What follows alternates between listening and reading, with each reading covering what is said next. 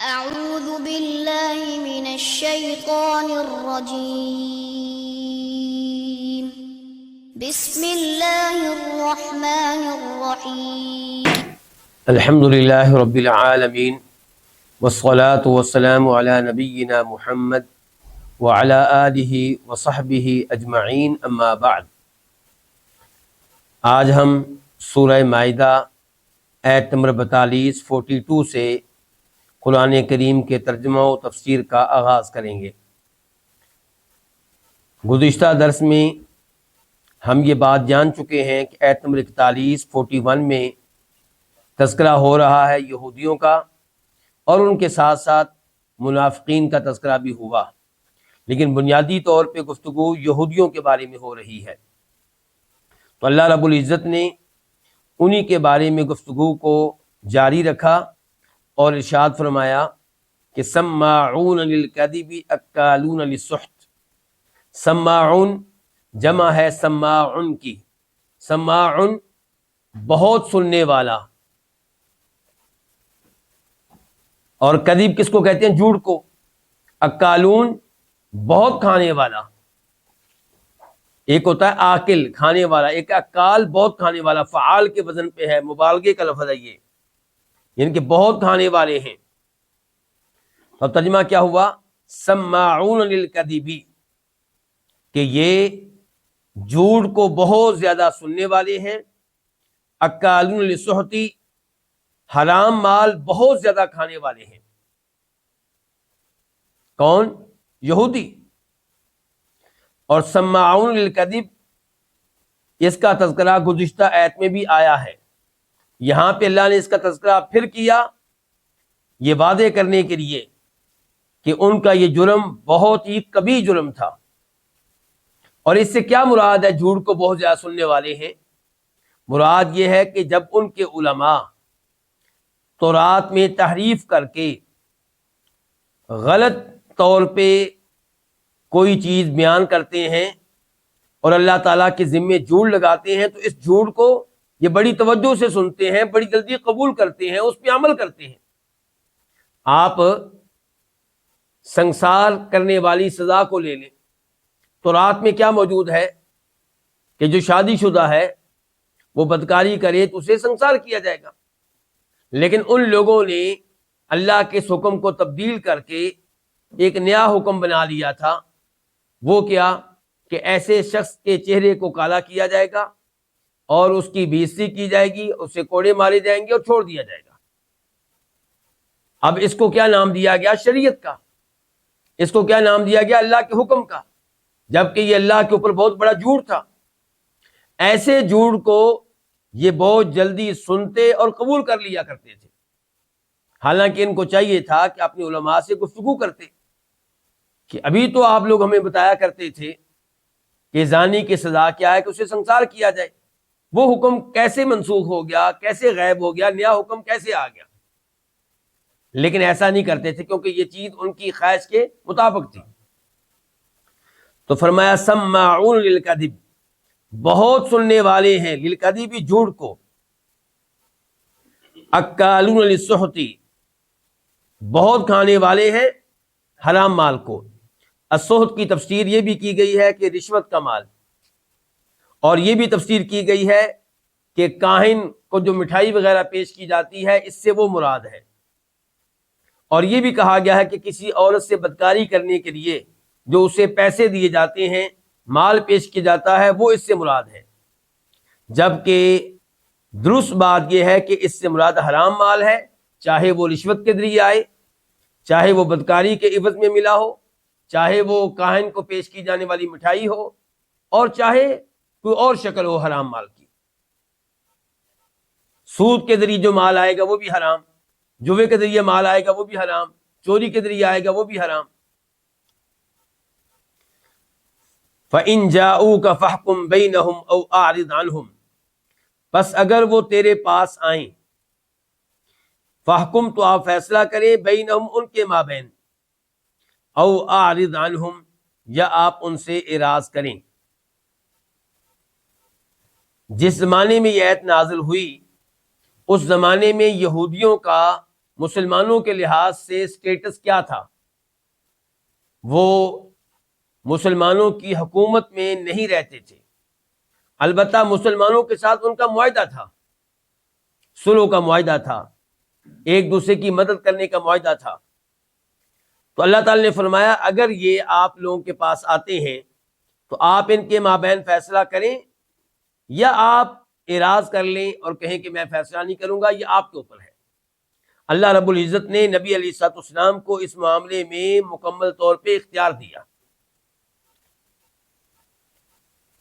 یہاں پہ یہ بات ذہن میں رہے کہ اگر یہودی وہ ہوں، عیسائی وہ ہوں جو کسی مسلمان ملک میں رہتے ہوں، کسی مسلمان حکومت کے تحت زندگی گزار رہے ہوں، تو پھر کیا کیا جائے گا؟ پھر راج قول یہی ہے کہ ان کے مابین فیصلہ کیا جائے گا۔ پھر فیصلہ کرنے سے معذرت نہیں کی جائے گی، یہ نہیں کہا جائے گا کہ ہم آپ کے مابین فیصلہ نہیں کر سکتے، بلکہ ان کے مابین فیصلہ کرنا چاہیے۔ اور علماء کرام کا اس بات پہ اتفاق ہے کہ جب کبھی ایک مسلمان اور ایک ایسا یہودی یا عیسائی شخص جو کسی اسلامی سلطنت میں زندگی گزار رہے ہیں، ان کے مابین جھگڑا ہو اور فیصلے کے لیے مسلمان جج کے پاس آئیں، مسلمان حکمران کے پاس آئیں، تو مسلمان حکمران پہ واجب ہوگا کہ ان کے مابین فیصلہ کرے قرآن و حدیث کے مطابق۔ لیکن اگر مسلمان جج کے پاس آنے والے دونوں یہودی ہیں، دونوں عیسائی ہیں، مسلمان اس میں فریق نہیں ہے، تو پھر کیا کیا جائے گا؟ اس بارے میں اختلاف ہے۔ کچھ علماء کرام کہتے ہیں کہ حکمران کو، جج کو اختیار ہے فیصلہ کرے یا نہ کرے، کچھ کہتے ہیں کہ واجب ہے کہ وہ فیصلہ کرے، اور اسی کے بارے میں کہہ چکا ہوں کہ راجح یہی ہے کہ اس کو فیصلہ کرنا چاہیے۔ کیا دلیل ہے؟ اس کی دلیل وہ آیت ہے جو آئندہ آنے والی ہے، سورہ مائدہ کی آیت نمبر 49 وہاں پہ اللہ رب العزت نے واضح طور پہ کہا وَأَنِحْكُمْ بَيْنَهُمْ بِمَا أَنزَلَ اللَّهُ، کہ آپ ان کے مابین فیصلہ کیجئے اللہ کے اتارے ہوئے قانون کے مطابق، اللہ کے اتارے ہوئے فرامین کے مطابق۔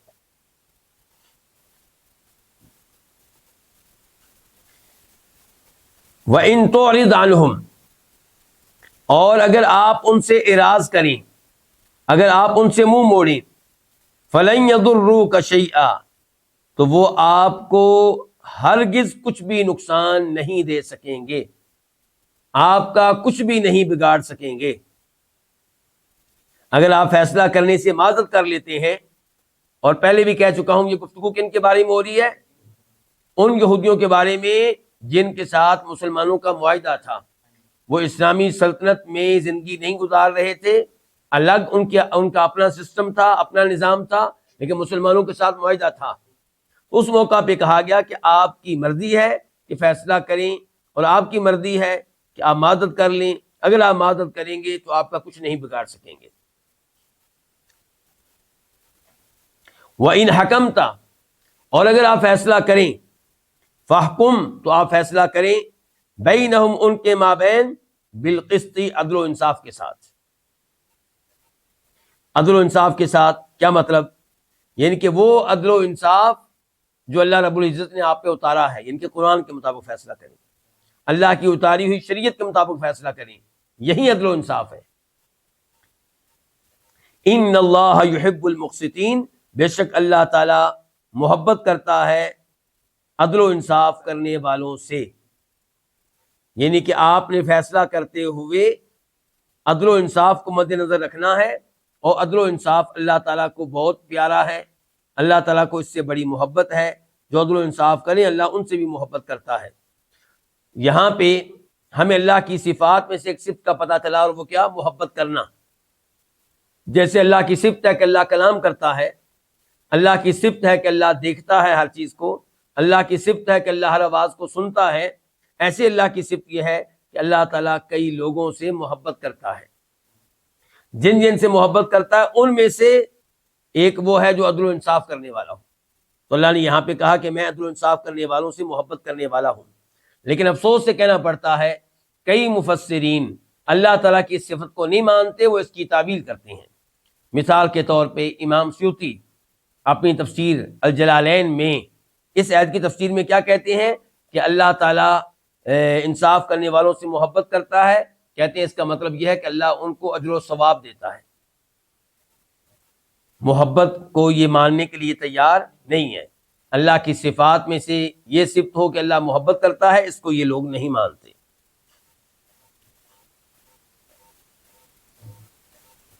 آیت نمبر 43 43 وَكَيْفَ يُحَكِّمُونَكَ، اور کیسے، کیوں کر، یحکمون وہ منصف بناتے ہیں کا آپ کو، وہ کیسے حاکم بناتے ہیں آپ کو، وہ کیسے جج بنا لیتے ہیں آپ کو.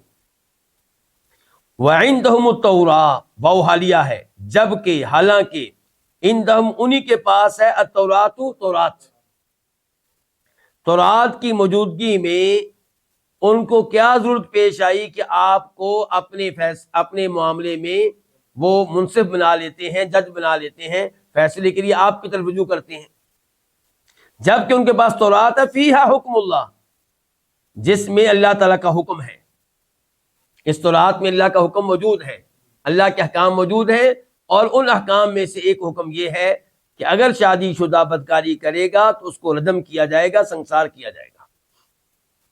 تو جب یہ سزا تورات میں موجود ہے تو پھر تورات کی طرف رجوع کرنے کی بجائے آپ کے پاس کیوں آتے ہیں؟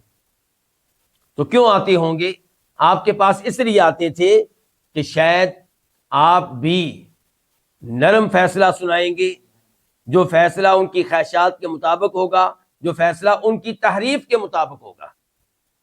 ابھی ذکر کر چکا ہوں کہ اللہ کا فیصلہ ان کے ہاں کیا تھا کہ زنا کرنے والے شادی شدہ کو کیا کیا جائے؟ سنسار. لیکن انہوں نے تحریف کر کے فیصلہ کیا مقرر کیا ہوا تھا کہ اس کو کوڑے مارے جائیں، منہ کالا کر دیا جائے. تو اب وہ چاہتے تھے کہ اللہ کے نبی علیہ الصلوۃ والسلام انہیں اسی کے مطابق فیصلہ سنا دیں تاکہ ان کی عزت رہ جائے، ان کی تائید ہو جائے، اور ان کی تحریف جو ہے اس کے اوپر ان کے لوگ مطمئن ہو جائیں. تو اللہ تعالیٰ نے کہا وَكَيْفَ يُحَكِّمُونَكَ، اور کیسے یحکمونک، وہ آپ کو حاکم بنا لیتے ہیں، آپ کو جج بنا لیتے ہیں، آپ کو منصف بنا لیتے ہیں، جبکہ ان کے پاس تورات ہے جس میں اللہ تعالیٰ کا حکم ہے. تعجب کی وجہ یہ بھی ہے کہ جب وہ آپ کو نبی نہیں مانتے تو پھر فیصلے کے لیے آپ کی طرف رجوع کیوں؟ آپ کی طرف رجوع تب کیا جائے جب یقین ہو کہ آپ جو فیصلہ کریں گے وہ اللہ تعالیٰ کی طرف سے ہوگا، آپ اللہ کے نبی ہیں. جب وہ آپ کو حق نہیں مانتے، سچا نبی نہیں مانتے، جو قرآن آپ پہ نازل ہوا ہے اسے اللہ کی طرف سے نازل کردہ کتاب نہیں مانتے، تو پھر آپ کی طرف رجوع کیوں؟ صرف اور صرف اپنی خواہش کو پورا کرنے کے لیے، اپنی تحریف کی تائید کے لیے. فرمایا ثم یتولون من بعد ذلک، پھر وہ پھر جاتے ہیں، من بعد ذلک، اس کے بعد. اس کا کیا مطلب ہے؟ اس کا مطلب یہ ہے کہ فیصلے کے لیے آپ کے پاس آتے ہیں، جب آپ فیصلہ سنا دیتے ہیں تو پھر فیصلہ ماننے کے لیے تیار نہیں ہوتے، کیونکہ آپ کا فیصلہ ان کی خواہش کے مطابق نہیں ہوتا. وما اولئک بالمؤمنین، ما نافیہ، اولئک یہ، اور یہ ہرگز نہیں ہے ایمان لانے والے. با زیادہ ہے توکید کے لیے، یہ تاکید اور تائید کر رہی ہے ما کے معنی کی. ما کا معنی کیا تھا؟ نہیں. تو اب با کی وجہ سے ہم معنی کیا کر رہے ہیں؟ یہ ہرگز نہیں ہے ایمان لانے والے. کس چیز پہ ایمان لانے والے؟ نہ تورات کے اوپر ایمان لانے والے ہیں، نہ اللہ کے نبی علیہ الصلوۃ والسلام آپ پہ ایمان لانے والے ہیں. آیت نمبر 44 اللہ تعالیٰ فرماتے ہیں انا، بے شک ہم نے، انا اصل میں کیا تھا؟ انا اور نا. تو بے شک ہم نے، انزلنا ہم نے اتارا، تو ہم دو دفعہ آ گیا، انا میں بھی اور انزلنا بھی. تو اب کیا ہو جائے گا؟ ہم ہی نے اتاری ہے تورات، تورات فیہا ہدی و نور، اس حال میں کہ اس میں، کس میں؟ تورات میں کیا ہے؟ ہدن ہدایت ہے، و نور اور نور ہے، روشنی ہے. اس سے کیا مراد ہے کہ اس میں ہدایت اور اس میں نور ہے؟ یعنی کہ تورات کی پیروی کریں گے تو آپ گمراہی سے بچ سکیں گے. تورات کو آپ پڑھیں گے، سمجھیں گے تو تورات آپ کے لیے روشنی ہے، وہ آپ کو بتائے گی کہ آپ کن احکام پہ عمل کریں تو آپ کامیابی حاصل کر سکتے ہیں، آپ جنت حاصل کر سکتے ہیں، آپ اللہ کی رضا کو پا سکتے ہیں۔ یہ آپ کو تورات کے ذریعے معلوم ہوگا۔ اور اگر صحیح معنوں میں یہودی بھی تورات کو پڑھتے اور اس پہ عمل کرتے تو تورات ان کی رہنمائی کرتی اور انہیں پہنچا دیتی آخری نبی جناب محمد صلی اللہ علیہ وسلم تک، کیونکہ تورات میں آپ کے اوصاف موجود تھے، آپ کے علامات کا تذکرہ تھا، آپ کی بشارت تھی، لیکن انہوں نے اس کے اوپر عمل نہیں کیا، اس لیے ہدایت سے محروم رہے، اس روشنی سے محروم رہے۔ یحکم، فیصلہ کرتے رہے، بہا، اس کے ساتھ، کس کے ساتھ؟ تورات کے ساتھ، تورات کے ذریعے فیصلہ کرتے رہے کون؟ النبیون، یہ فاعل ہے، النبیون جمع ہے نبیون کی، وہ نبی الذین اسلموا، جو مطیع تھے، جو اطاعت کرنے والے تھے، کس کی؟ بریکٹ میں اللہ تعالیٰ کی، جو فرما برداری کرنے والے تھے، کس کی؟ اللہ تعالیٰ کی۔ اس کا یہ مطلب نہیں ہے کہ کچھ نبی ایسے بھی گزرے ہیں جو اللہ تعالیٰ کی اطاعت کرنے والے نہیں تھے، مفہوم مخالف کا یہاں پہ اعتبار نہیں ہوگا۔ الذین اسلموا کے الفاظ ان انبیاء کرام علیہ السلام کی ستائش اور تعریف کے طور پہ آئے ہیں کہ اللہ کے جو نبی ہوتے ہیں یہ اللہ کی بات ماننے والے ہوتے ہیں، اللہ کی اطاعت کرنے والے ہوتے ہیں، اللہ کی فرما برداری بجا لانے والے ہوتے ہیں۔ تو فیصلہ کرتے رہے اس تورات کے ساتھ وہ نبی الذین اسلموا، جنہوں نے فرما برداری کی، جنہوں نے اطاعت کی۔ فیصلہ کرتے رہے کن کے لیے؟ کن کے مابین؟ فرمایا للذین ہادو، ان لوگوں کے لیے، ہادو جو یہودی ہوئے۔ یہ نبی فیصلہ کرتے رہے کن کے لیے؟ یہودیوں کے لیے۔ اور یہاں پہ نبیوں سے مراد وہ نبی ہیں جنہیں انبیاء بنی اسرائیل کہا جاتا ہے، کیونکہ تورات موسیٰ علیہ السلام پہ نازل ہوئی ہے، اور بعد میں آنے والے انبیاء کرام علیہ السلام اسی تورات پہ عمل کرتے رہے۔ کچھ نبیوں پہ تورات کے علاوہ بھی اللہ کی طرف سے کلام نازل ہوا، صحیفے نازل ہوئے، لیکن بنیادی طور پہ کون سی کتاب رہی؟ تورات رہی۔ خود عیسیٰ علیہ السلام کا بھی یہی معاملہ ہے، انجیل ان پہ نازل ہوئی، لیکن بنیادی کتاب جو ان کے لیے تھی وہ تورات ہی تھی۔ تو فرمایا یہ فیصلہ کرتے رہے للذین ہادو، ان لوگوں کے لیے جو یہودی ہوئے، والربانیون، والربانیون یہ جمع ہے کس کی؟ ربانی کی۔ ربانی رب والا، یعنی کہ رب کو ماننے والا، رب پہ ایمان لانے والا، رب کی اطاعت کرنے والا، رب کے احکام کو تسلیم کرنے والا۔ آسان اردو میں ہم کہہ لیتے ہیں اللہ والے، لیکن بارہ لفظ کیا ہے؟ ربانیین، رب والے۔ اچھا، ربانیون والربانیون کا عطف کس کے اوپر ہے؟ اس کا تعلق پچھلے کس لفظ کے ساتھ ہے؟ تو اس کا تعلق ہے النبیون کے ساتھ۔ کس کے ساتھ؟ النبیون کے ساتھ۔ اگر اس کا تعلق ہوتا الذین ہادو کے ساتھ تو پھر ہونا تھا والربانیین۔ یہ چونکہ ہے والربانیون واو کے ساتھ، تو اس کا تعلق ہے النبیون سے، کہ فیصلہ کرتے رہے تورات کے مطابق، تورات کے ذریعے وہ نبی جنہوں نے فرما برداری کی، جنہوں نے اطاعت کی، ان لوگوں کے لیے فیصلہ کرتے رہے جو یہودی ہوئے۔ والربانیون، اور نبیوں کے بعد پھر کون فیصلہ کرتے رہے؟ اللہ والے، رب والے۔ والاحبار، اور علماء۔ احبار یہ جمع ہے حبر کی، حبر کی، مراد اس سے کون ہے؟ علماء، یعنی کہ انبیاء کرام علیہ السلام کے دنیا سے چلے جانے کے بعد جو علماء کرام ہوتے تھے، جو اللہ والے ہوتے تھے، وہ بھی تورات کے مطابق ہی فیصلے کرتے رہے۔ تو اس میں ڈانٹ ہے کن کے لیے؟ نبی علیہ السلام کے زمانے کے یہودیوں کے لیے کہ تم کیوں نہیں فیصلہ کرتے تورات کے مطابق؟ تمہارے بڑے، تمہارے انبیاء علیہ السلام اور ان کی بیعت کرنے والے علماء کرام اور اللہ والے جو تھے، وہ تو تورات کے مطابق فیصلے کیا کرتے تھے، فیصلہ کرنے کے لیے تورات کی جانب رجوع کیا کرتے تھے، تم کیوں اعراض کر رہے ہو؟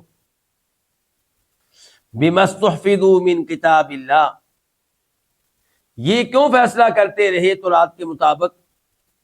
بما، یہ بات سببیہ ہے، اس لیے کہ، اس وجہ سے، بما استحفظوا، اس لیے کہ وہ نگران بنائے گئے، اس لیے کہ وہ محافظ بنائے گئے، من کتاب اللہ، اللہ تعالی کی کتاب کے، چونکہ ان سے مطالبہ کیا گیا تھا کہ اللہ کی کتاب کی تم نے حفاظت کرنی ہے۔ حفاظت سے مراد کیا ہے؟ کتاب کو محفوظ رکھنا، کتاب کو تبدیلی اور تحریف سے بچانا، اور اس کتاب کے اوپر عمل کرنا، اس کے مطابق فیصلے کرنا۔ تو چونکہ ان سے یہ مطالبہ تھا، کن سے مطالبہ تھا؟ نمبر 1 نبیوں سے علیہ الصلوۃ والسلام، نمبر 2 ربانیین سے، نمبر 3 علماء سے، تینوں سے مطالبہ تھا کہ انہوں نے اللہ کی کتاب کی حفاظت کرنی ہے۔ تو چونکہ ان کی ذمہ داری لگائی گئی تھی، اس لیے وہ اپنے اپنے زمانوں میں تورات کے مطابق ہی فیصلے کرتے رہے۔ اور یہاں پہ یہ بات بھی آپ نوٹ کیجئے گا کہ تورات کی حفاظت کی ذمہ داری اللہ نے کن کی لگائی؟ ان کے انبیاء کی علیہ الصلوۃ والسلام، ان کے علماء کی، اللہ والوں کی۔ اور جب قرآن کی باری آئی تو اللہ نے کیا کہا؟ انا نحن نزلنا الذکر وانا لہ لحافظون، کہ ہم ہی نے اس قرآن کو نازل کیا ہے اور ہم ہی اس کی حفاظت کرنے والے ہیں۔ تو اللہ رب العزت نے قرآن کریم کی حفاظت کی ذمہ داری خود لی ہے، اگرچہ قرآن کی حفاظت بھی اللہ تعالیٰ کن کے ذریعے کر رہے ہیں؟ علماء کے ذریعے۔ کن کے ذریعے کر رہے ہیں؟ مسلمان لوگوں کے ذریعے۔ لیکن وہاں پہ اللہ نے ذمہ داری لی ہے، ادھر ذمہ داری نہیں لی، تو اس لیے تورات اور قرآن میں بہت فرق ہے۔ تورات میں بہت تبدیلیاں ہو چکی، بہت تحریف ہو چکی، اور قرآن اللہ کے فضل و کرم سے ہر قسم کی تحریف سے پاک ہے اور قیامت تک پاک ہی رہے گا۔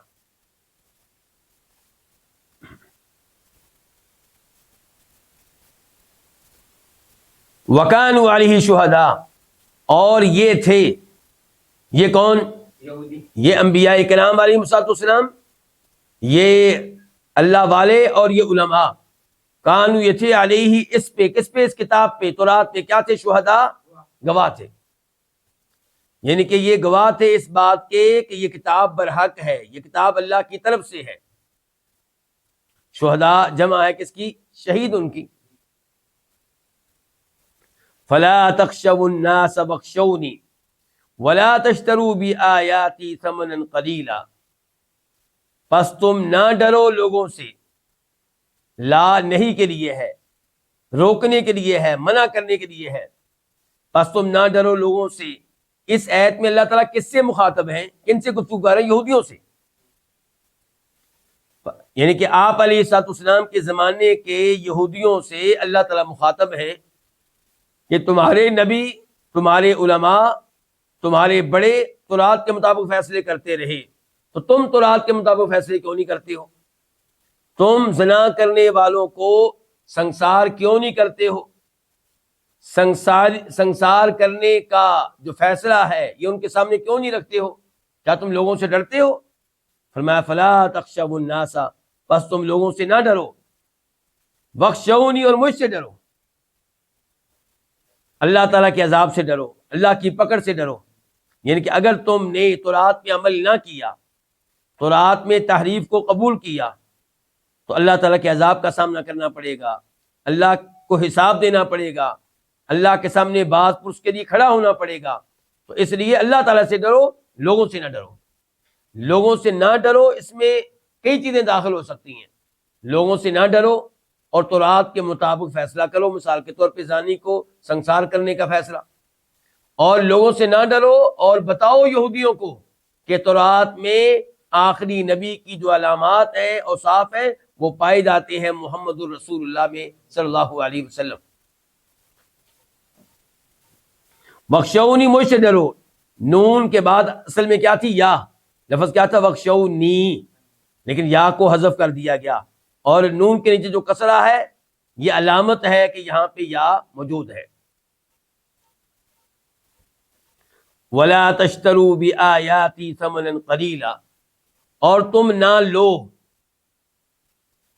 اور تم نہ لو بھی آیاتی میری ایتوں کے بدلے میں، کیا نہ لو ثمنا قلیلا، تھوڑی سی قیمت۔ اس سے کیا مراد ہے؟ اس کا ایک معنی یہ ہو سکتا ہے کہ اللہ کے کلام کی تعلیم دینا اور اس کے اوپر معاوضہ لینا، اور لوگ عام طور پہ اس آیت کا اور ان الفاظ کا یہی مفہوم سمجھتے ہیں، جبکہ یہ مفہوم غلط ہے۔ قرآن کریم کی تعلیم پہ، قرآن سکھانے پہ معاوضہ لینا جائز ہے، اس میں کوئی حرج نہیں ہے۔ آپ جانتے ہیں بخاری شریف کی حدیث ہے کہ ایک صحابی نے ایک شخص کو دم کیا اور سورہ فاتحہ 7 بار پڑھی، اور اس کے اوپر انہوں نے معاوضہ لیا تھا، اور وہ معاوضہ کیا تھا؟ 30 بکریاں۔ اسی طرح نبی علیہ السلام فرماتے ہیں، بخاری شریف کی حدیث ہے کہ جن جن چیزوں پہ تم کوئی اجرت لیتے ہو، ان میں سے سب سے زیادہ حقدار کوئی چیز اگر ہے تو وہ اللہ کی کتاب ہے۔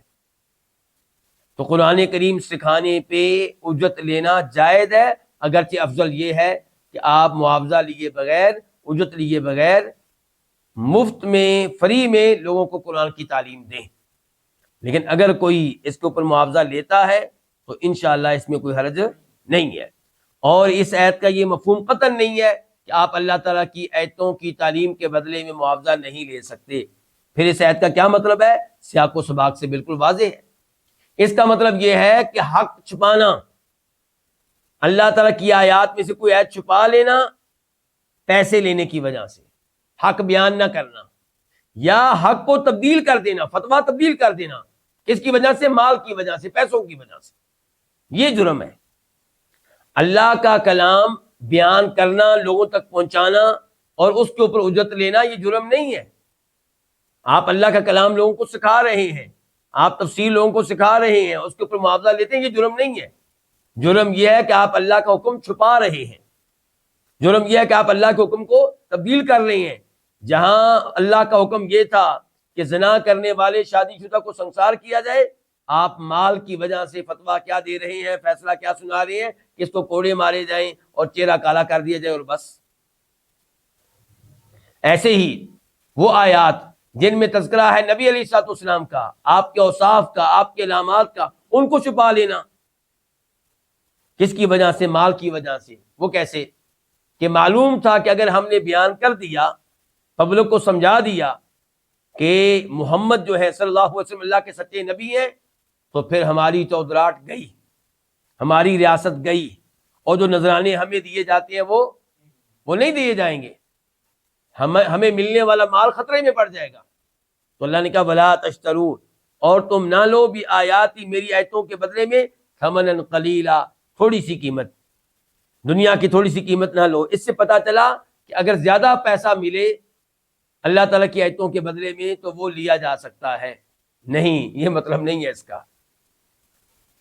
اس کا مطلب یہ ہے کہ اللہ کی ایک آیت کو چھپانے کے بدلے میں، اللہ تعالیٰ کی کسی آیت میں تحریف کے بدلے میں، قرآن کے کسی فیصلے کو تبدیل کرنے کے بدلے میں پوری دنیا مل جائے، دنیا کا سارا مال مل جائے، آخرت کے مقابلے میں وہ کیا ہے؟ ثمن قلیل، تھوڑی سی قیمت ہے۔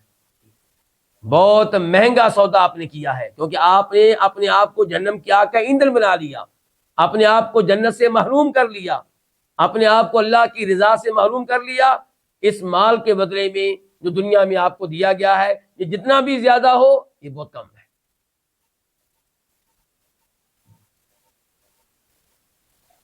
وَمَن لَّمْ يَحْكُم بِمَا أَنزَلَ اللَّهُ، ومن اور جو لم يحکم نہ فیصلہ کرے، بما انزل اللہ اس کے مطابق جو اللہ نے نازل کیا ہے، اور جو فیصلہ نہ کریں اس کے مطابق جو اللہ نے نازل کیا ہے، فَأُولَئِكَ پس یہی ہے، ہم وہ، اب اولئک ہم کو ایک کر دیں تو ترجمہ کیا ہو جائے گا؟ پس یہی ہے، اب الکافرون کیا؟ کافر، کفر کرنے والے۔ من جو فیصلہ نہ کریں، اس سے مراد کون لوگ ہیں؟ ایک قول یہ ہے کہ اس سے مراد تمام لوگ ہیں، یہ لفظ عام ہے۔ من کیا ہوتا ہے؟ عام۔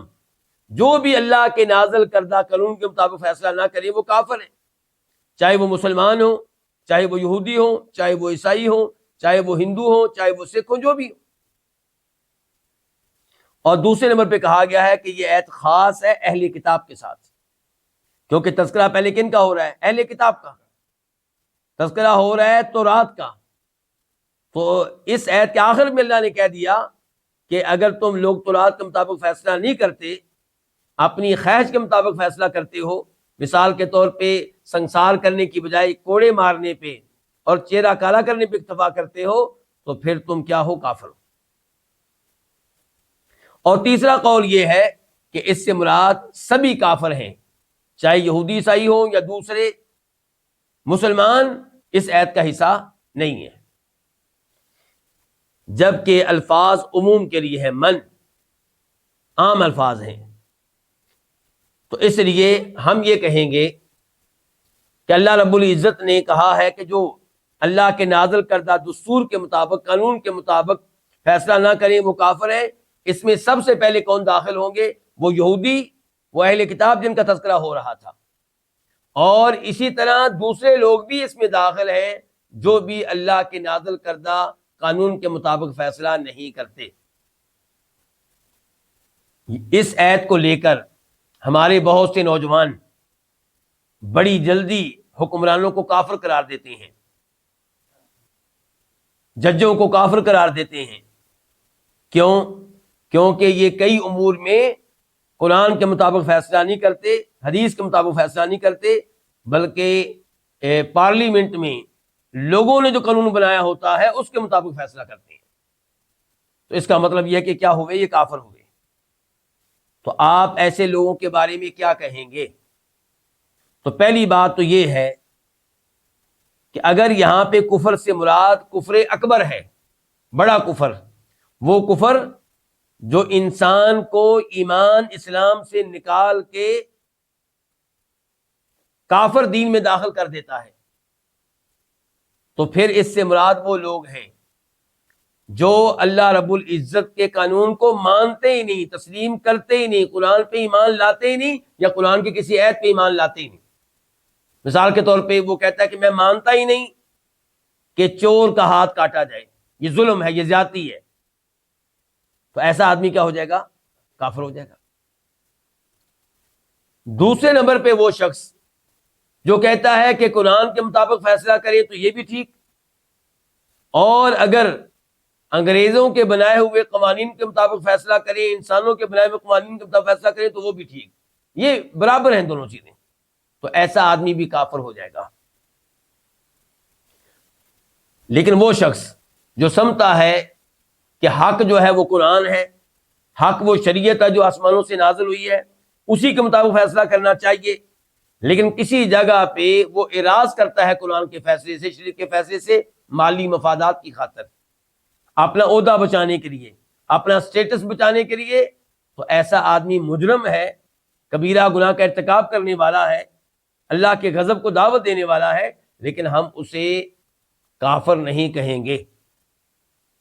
وہ کافر نہیں ہے کیونکہ وہ مانتا ہے قرآن کو، وہ سمجھتا ہے قرآن کے مطابق ہی فیصلہ کرنا چاہیے، وہ جانتا ہے کہ قرآن کے علاوہ کسی اور قانون کے مطابق یا نظام کے مطابق فیصلہ کریں گے تو وہ درست نہیں ہے، تو ایسے آدمی کو کافر نہیں کہا جائے گا، مجرم کہا جا سکتا ہے، اور کافر نہیں کہا جائے گا۔ کئی علماء کرام نے یہ تفسیر کی ہے کہ یہاں پہ کفر سے مراد بڑا کفر نہیں ہے، بلکہ کفر اصغر ہے۔ گناہ کے سارے امور کفر ہوتے ہیں، گناہ کے سارے امور کیا ہوتے ہیں؟ کفر ہوتے ہیں، یہ کافروں والے کام ہوتے ہیں نا۔ کافر کا کام ہے اللہ کے قرآن کو چھوڑ کے کسی اور نظام کے ذریعے فیصلہ کرنا، تو یہ اس کفر سے مراد پھر کیا ہوگا؟ کفر اصغر۔ تو اگر یہ کفر اصغر ہے تو پھر آپ اپنے وقت کے حکمرانوں کو اور ججوں کو کافر نہیں کہہ سکتے، کیونکہ یہ تو کفر اصغر یہاں پہ اس کا تذکرہ ہوا ہے، کفر اکبر کا تذکرہ نہیں ہوا۔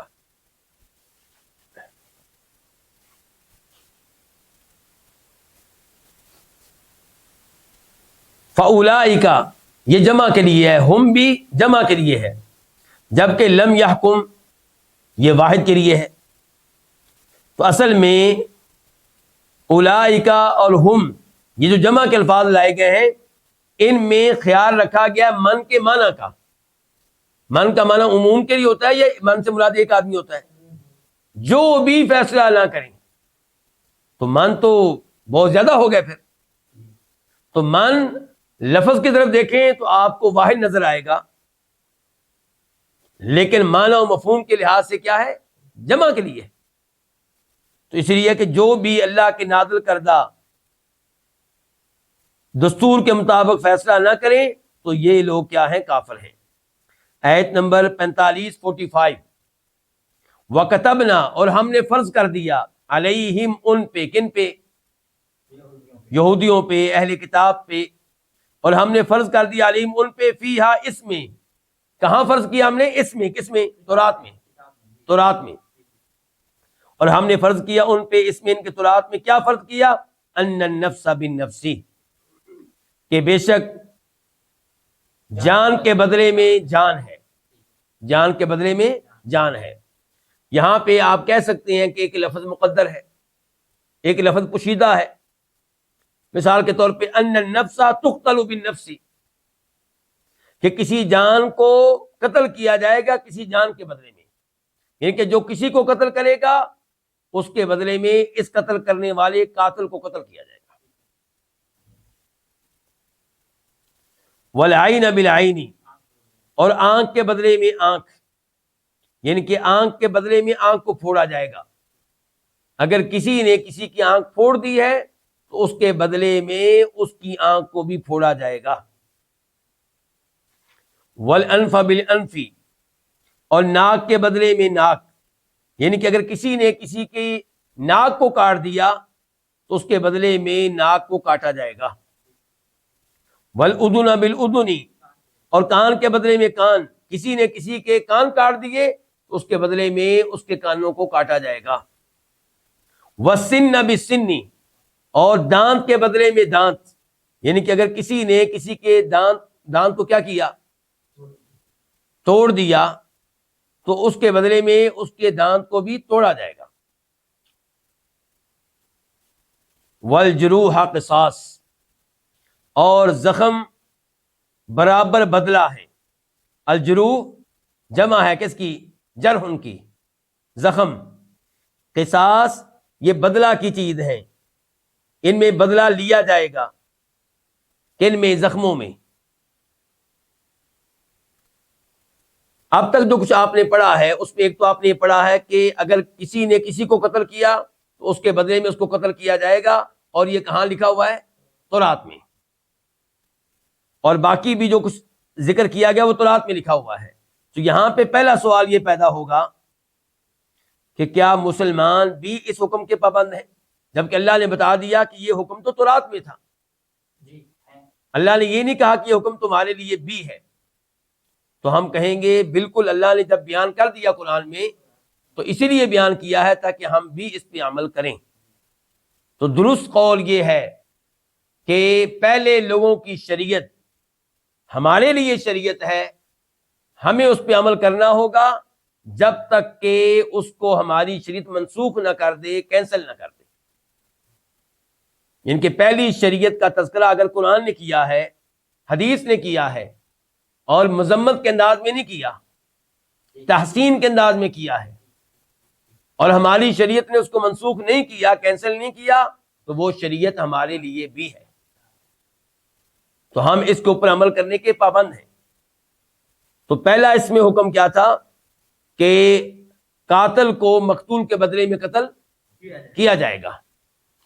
اس سے پتا چلا کہ اگر کسی عورت نے کسی مرد کو قتل کیا ہے تو اس مرد کے بدلے میں اس عورت کو قتل کیا جائے گا، اور اگر کسی مرد نے کسی عورت کو قتل کیا ہے تو اس مرد کو اس عورت کے بدلے میں قتل کیا جائے گا. یہ وضاحت اس لیے کی ہے کہ کئی علماء کرام کا فتویٰ اس کے مطابق نہیں ہے. وہ یہ خیال کرتے ہیں کہ مرد کسی عورت کو قتل کر لے تو عورت کو قتل کرنے والے اس مرد کو قتل نہیں کیا جائے گا، کوئی اور سزا دے دی جائے گی، مالی جرمانہ ڈالا جائے گا، دیت ڈالی جائے گی، لیکن قتل نہیں کیا جائے گا.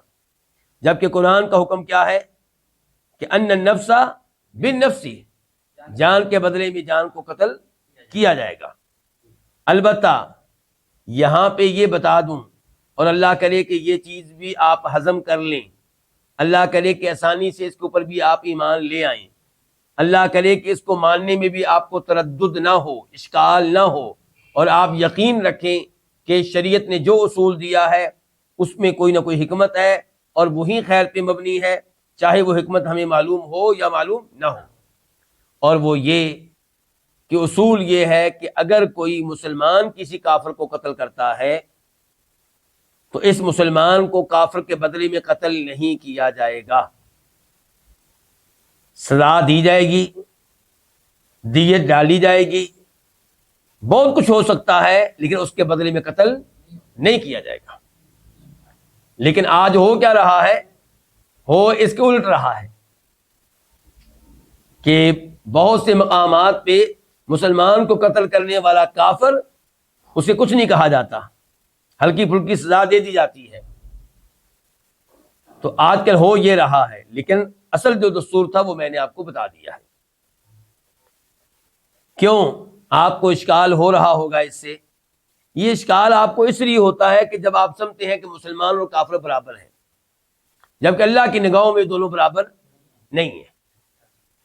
یہ زمین اللہ تعالیٰ کی ہے، رزق دینے والا اللہ تعالیٰ ہے، سب کا خالق اللہ تعالیٰ ہے، تو کہاں وہ جو اللہ کو ماننے والا، اللہ کی توحید پہ عمل کرنے والا، شرک و بدعات سے بچنے والا، شرک و بدعات سے روکنے والا، اور کہاں وہ جو کفر و شرک کی دعوت دینے والا، جو اللہ تعالیٰ کے ساتھ اللہ کی مخلوق کو شریک کرنے والا، یہ تو اللہ کا دشمن ہے۔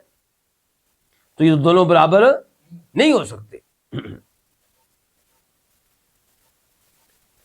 والعین بالعین، اور آنکھ کو پھوڑا جائے گا آنکھ کے بدلے میں۔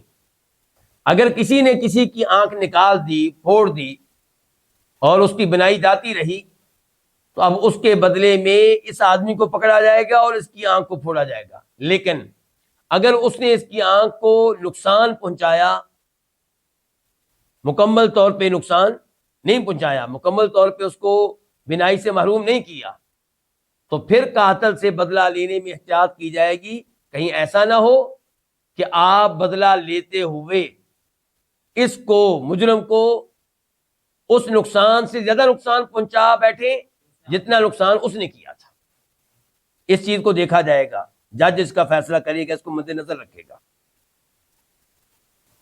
والانف بالانف، اور ناک کو ناک کے بدلے میں کاٹا جائے گا۔ اگر اس نے یعنی کہ اس عضو سے، اس پارٹ سے انسان کو مکمل طور پہ محروم کر دیا ہے، تو اس کے اس عضو کو اور پارٹ کو بھی مکمل طور پہ ختم کیا جائے گا۔ لیکن اگر اس نے کچھ نقصان پہنچایا ہے اور اس کا قصاص لینا برابر ممکن ہے تو لیا جائے گا۔ اگر برابر ممکن نہیں ہے، خطرہ یہ ہے کہ بدلہ لیتے ہوئے آپ اس کا زیادہ نقصان کر بیٹھیں گے، تو پھر بدلہ لینے کی بجائے مالی معاوضے کی طرف جایا جائے گا۔ والأذن بالأذن، اور یہی معاملہ ہے کان کا، اور یہی معاملہ کس کا؟ دانت کا۔ والجروح قصاص، اور زخموں میں بھی بدلہ لیا جائے گا اگر بدلہ لینا ممکن ہو تو، کیونکہ زخموں میں بدلہ لینا آسان نہیں ہے، کیونکہ یہ اندازہ کرنا کہ وہ زخم کتنا گہرا تھا اور اب بدلہ لیتے ہوئے ہم اتنا ہی گہرا زخم کریں، اس سے زیادہ نہ کر بیٹھے، یہ کوئی آسان کام نہیں ہے۔ تو اگر یہاں پہ قصاص لینا ممکن ہو تو لیا جائے گا، ممکن نہ ہو، خصوصاً علماء کرام نے خبردار کیا کہ جب یہ خطرہ ہو کہ آپ قصاص لیتے ہوئے کہیں اس کو قتل ہی نہ کر بیٹھیں، آنکھ پھوڑتے ہوئے کہیں آپ اس کو قتل ہی نہ کر بیٹھیں، جان سے محروم نہ کر دیں، تو پھر قصاص نہیں لیا جائے گا۔ فمن تصدق به، پس جو صدقہ کر دے اس کو، کس کو؟ قصاص کو، فہوا، تو وہ کیا؟ وہ صدقہ کرنا، کفارۃ لہ، اس کے لیے کفارہ ہوگا۔ اس کا کیا مطلب ہے؟ اس کا مطلب یہ ہے کہ وہ جس کے ساتھ زیادتی کی گئی، وہ جس کو زخمی کیا گیا، وہ جس کے کان کو کاٹا گیا، وہ جس کی آنکھ کو پھوڑا گیا، اگر وہ بدلہ نہ لے، قصاص نہ لے، معاف کر دے، تو یہ چیز اس کے لیے کفارہ بن جائے گی۔ کیا مطلب؟ اس کے دیگر گناہوں کا کیا بن جائے گی؟ کفارہ بن جائے گی۔ اور دوسرا مطلب اس آیت کا یہ بیان کیا گیا ہے کہ وہ صدقہ کر دے کون؟ جس نے جرم کیا ہے، جس نے آنکھ پھوڑی ہے، جس نے کان کاٹا ہے، جس نے زخمی کیا ہے، وہ صدقہ کر دے، کیا مطلب اپنے آپ کو پیش کر دے قصاص کے لیے، اپنے آپ کو قصاص کے لیے پیش کر دے، تو قصاص کے لیے پیش کیا جانا اس کے لیے کفارہ بن جائے گا، روز قیامت اس کا حساب نہیں ہوگا، کیونکہ اس نے خود ہی اپنے آپ کو قصاص کے لیے پیش کر دیا۔ لیکن ان دو تفسیروں میں سے کون سی تفسیر راجح ہے؟ پہلی تفسیر راجح ہے کہ فمن تصدق بہ، کہ وہ مظلوم جس کے ساتھ زیادتی کی گئی، جس کے دانت کو نکالا گیا، جس کی آنکھ کو پھوڑا گیا، جس کے کان کو کاٹا گیا، جس کو زخمی کیا گیا، فمن تصدق بہ، پس جو اس کو صدقہ کر دے، فہوا، تو یہ صدقہ جو ہے کفارۃ لہ، اس کے لیے کفارہ ہو جائے گا۔ ومن لم يحكم بما انزل اللہ فاولئک هم الظالمون، اور جو نہ فیصلہ کرے اس کے مطابق جو اللہ نے نازل کیا، اور جو فیصلہ نہ کریں اس کے مطابق جو اللہ نے نازل کیا، فاولئک هم الظالمون، بس یہی ہے ظالم۔ اولئک، یہ، ہم، وہ، یعنی کہ دونوں کا معنی ملا کے ہم نے کیا کر دیا، یہی ہے الظالمون، ظالم۔ تو یہاں پہ ظلم سے کیا مراد ہے؟ پہلی آیت میں کہا گیا کفر، اور یہاں پہ کیا کہا گیا؟ ظلم۔ تو اگر کوئی اللہ کے فیصلے کو مانتا ہی نہیں ہے، اللہ کے قرآن کو مانتا ہی نہیں ہے، اللہ کی نازل کردہ کتاب کو مانتا ہی نہیں ہے، تو ایسا آدمی کیا ہو جائے گا؟ کافر۔ اور جو مانتا ہے لیکن فیصلہ اس کے مطابق نہیں کرتا، وہ کیا ہوگا؟ ظالم۔ جو مانتا ہے فیصلہ اس کے مطابق نہیں کرتا، وہ کیا ہوگا؟ فاسق۔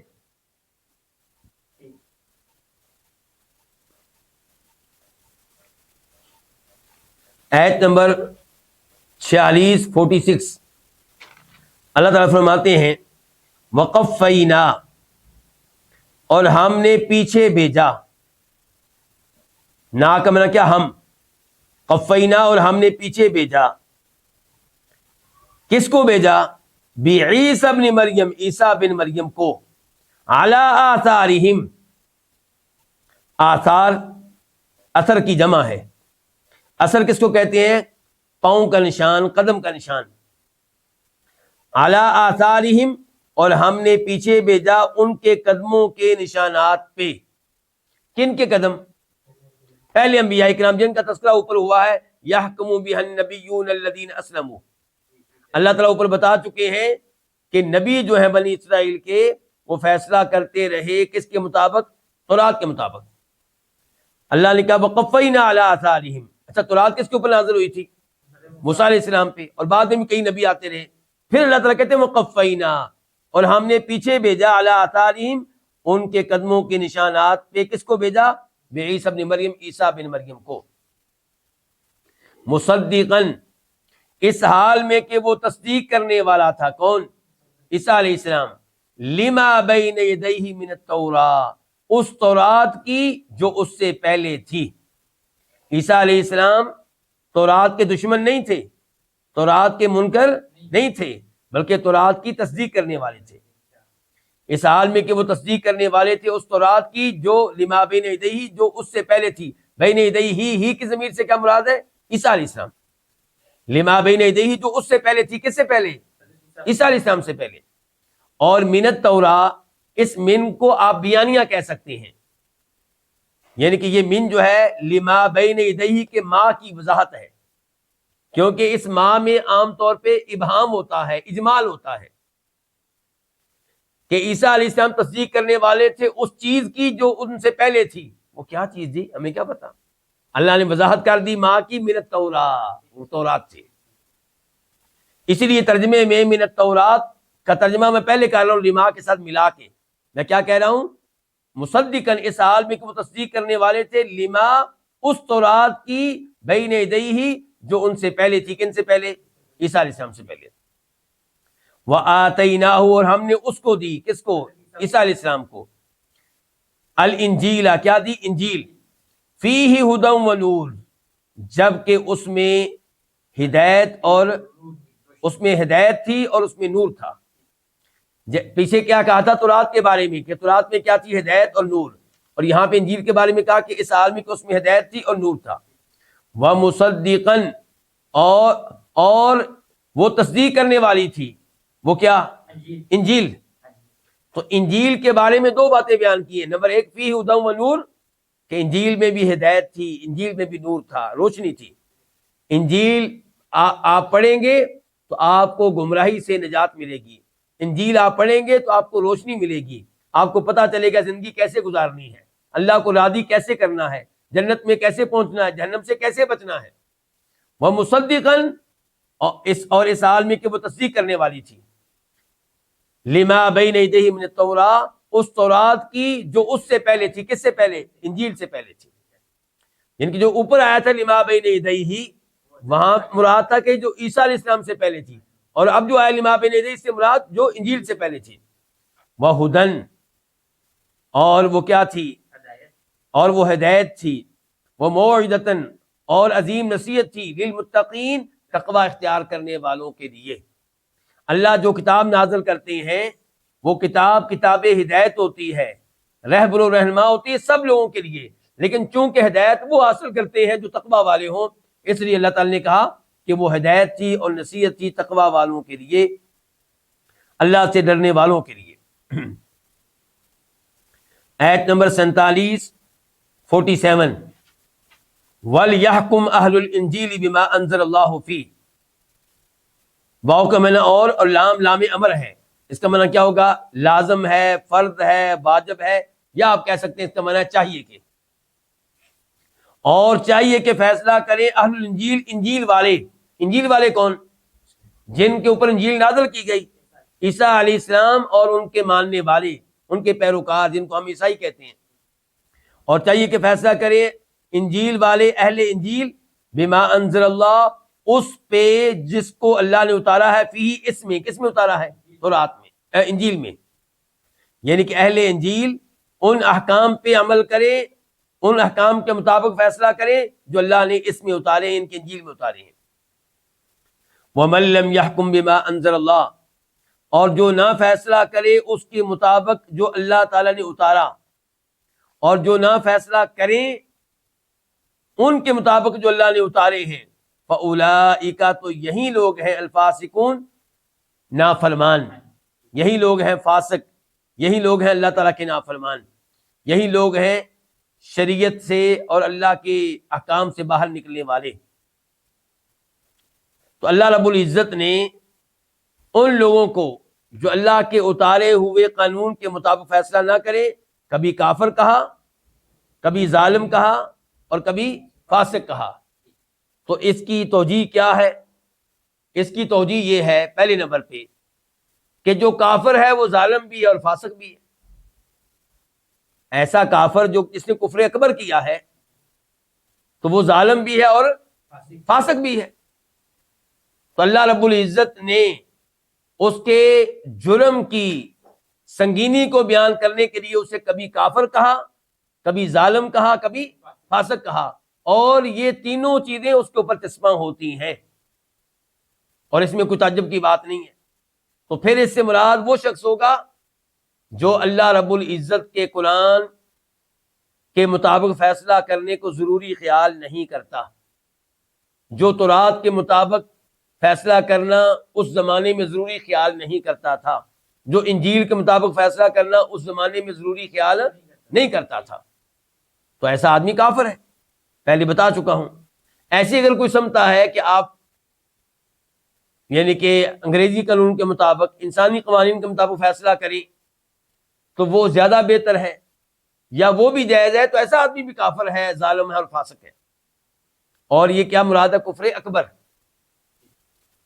اور ایک وہ شخص ہے جو سمجھتا ہے کہ فیصلہ قرآن کے مطابق ہی ہونا چاہیے، باقی جتنے بھی نظام ہیں وہ غلط ہیں، وہ درست نہیں ہیں، وہ کفر ہیں، لیکن پھر بھی انگریزی عدالتوں میں جاتا ہے انصاف لینے کے لیے، فیصلہ لینے کے لیے.